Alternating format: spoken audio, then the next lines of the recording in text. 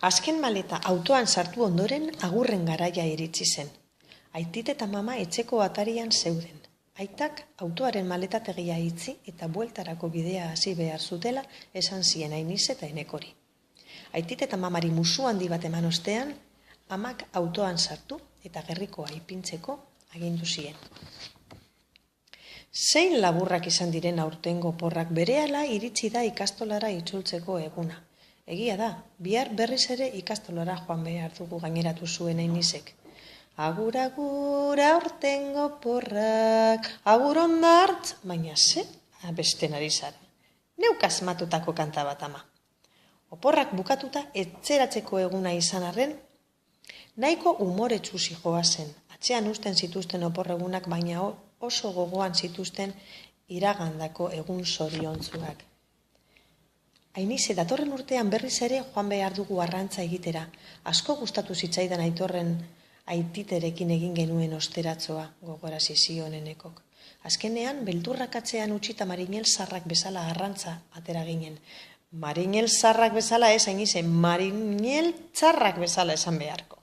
Zer arrantzatuta bizikleta zahar bat arrantzatu genuen.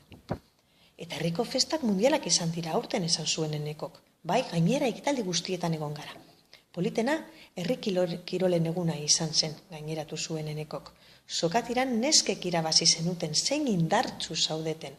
Bueno, gauza bat aitortu beharko dizut. Olio pitin bat bota genuen zuen aldean lurra labainkorre egonde.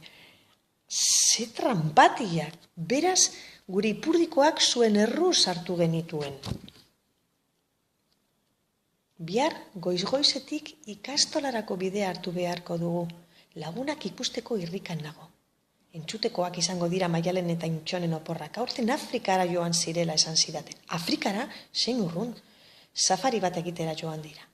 Maisu Mikel Txinara joan da eta argazki mordoa ekarriko zuela esan zigunia bihar bertan erakusten dizkigun. Ze bitxiak diren aurtengo aurrak ikastolara joateko irrikan, nik neu ez dut bat ere gogorik ikastolara bueltatzeko. Baina ikastolako maizua zara eta bihar goiz-goizetik bertan egon beharko duzu. Joaten ez banaiz zuzendari zarra konturatu ere ez da egingo. Nola ez, ni naiz zuzendari berri.